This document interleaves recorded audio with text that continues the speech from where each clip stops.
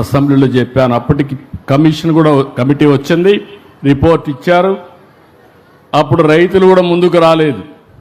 నేను ఆ రోజు మొట్టమొదటిసారిగా ఆలోచించింది 25 పార్లమెంటుకు సెంటర్ పార్లమెంటు గుంటూరు. తంబురూలు ఇది. ఎవడైనా అర్థం కాకపోతే అర్థమయ్యేట్టుగా చెప్పాలంటే ఒకే మాట, రాష్ట్రానికి నడిబొడ్డున రాజధాని అదే గుంటూరు జిల్లాలో అమరావతి.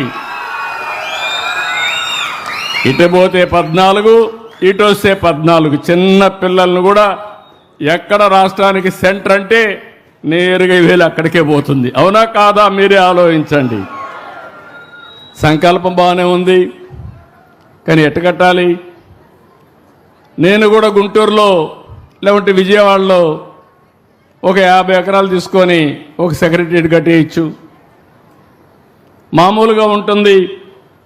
కానీ భవిష్యత్తు ఏంటని ఆలోచించినప్పుడు నాకు అనిపించింది దీన్ని ఒక మహానగరం చేయాలి. ఏ విధంగా చేయాలని ఆలోచించినప్పుడు మొట్టమొదటిసారిగా మేము మాట్లాడుతూ ఉంటే నారాయణ గారు మేమందరం ల్యాండ్ పూలింగ్ అనే కాన్సెప్ట్ వచ్చింది. రాజధాని నిర్మాణంలో రైతుల్ని భాగస్వాములు చేస్తే ఎట్లుంటుందని. చాలా బాగుంటుంది, ఎవరున్నారు కనుక్కోండి, ఎవరు వస్తారో కనుక్కోమన్నాం. అప్పుడు వస్తే విజయవాడ, గుంటూరు, మంగళగిరి, ఒక పక్కన అమరావతి ప్రాంతం. అక్కడ ఆలోచించినప్పుడు రైతాంగానికి ఆలోచనిస్తే మీరందరూ ముందుకు వచ్చారు. దేనికోసం వచ్చారంటే నేను సైబరాబాద్ నిర్మాణం చేయకపోయి ఉంటే మీరు వచ్చేవాళ్ళు కాదు, నా మీద నమ్మకం ఉండేది కాదు. ఆ సిటీని చూసిన తర్వాత ఇక్కడ కూడా అలాంటి సిటీ అభివృద్ధి అవుతుంది, మా జీవితాలు బాగుపడతాయని ఏకైక అభిప్రాయంతో నా మీద నమ్మకంతో మీరందరూ ముందుకొచ్చి 58 రోజులు నారాయణ గారు చెప్పినట్టు 33,000 ఎకరాలు, 29,000 మంది రైతులు, ఒకరిద్దరు కాదు. ప్రజాస్వామ్య దేశంలో ప్రపంచంలో ఎప్పుడూ జరగలేదు.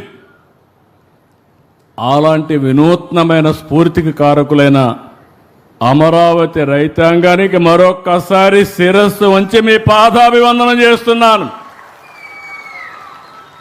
మీరు లేకపోతే ఈ రాజధాని లేదు. 19 అన్నీ కూడా ఇవన్నీ ప్లాన్ చేయడం, నేను ఏది చేసినా కూడా చాలా బాగుండాలని కోరుకుంటా. హైదరాబాద్లో హైటెక్ సిటీ కడితే ఎల్ఎన్టీని పిలిపించి 30 సార్లు నమూనా తయారు చేసిన తర్వాత హైటెక్ సిటీ అంటే ఇట్లా ఉండాలని ఫైనలైజ్ చేశాం కాబట్టి వాజ్పేయి గారు వచ్చి ఇనాగ్రేట్ చేశారు. సాక్షాత్తు అమెరికా అధ్యక్షుడు బిల్ క్లింటన్ వచ్చి అది చూసిన తర్వాత ఆయన కూడా పోయి అమెరికాలో పోయి చెప్పే పరిస్థితికి వచ్చారు. అలాంటి సంఘటనలు చాలా జరిగాయి. అక్కడి నుంచి మీరు ల్యాండ్ ఇచ్చిన తర్వాత నేను ఆలోచించి ఒకప్పుడు హైదరాబాద్ నిర్మాణానికి సైబరాబాద్ నిర్మాణానికి నేను అమెరికాకి వెళ్ళాను 15 రోజులు. ఈసారి అమరావతి నిర్మాణానికి మొట్టమొదటిసారిగా నేను వెళ్ళిన దేశం సింగపూర్ దేశం అని చెప్పి కూడా మీకు తెలియజేస్తున్నా. ఎందుకు సింగపూర్కి వెళ్ళానంటే Singapore city one of the best livable city. వాళ్ళు అంచెలంచెలుగా చేశారు. ఒక ఫిషర్మెన్ విలేజ్. ఈరోజు మీరు చూస్తే ఒక లివబిలిటీయే కాకుండా మోస్ట్ అడ్వాన్స్డ్ టెక్నాలజీస్ ఉపయోగించి ముందుకు పోయారు. అందుకని నేను వెళితే నా మీద ఒక్కోసారి నమ్మకాలు పనిచేస్తూ ఉంటాయి. నా మీద నమ్మకంతో నేను అడిగాను, మీరు రిపోర్ట్ ఇవ్వాలంటే ఒక ప్రాజెక్ట్ రిపోర్టు అంటే మొత్తం మాస్టర్ ప్లాన్ తయారు చేయాలంటే చాలా సమయం పడుతుంది.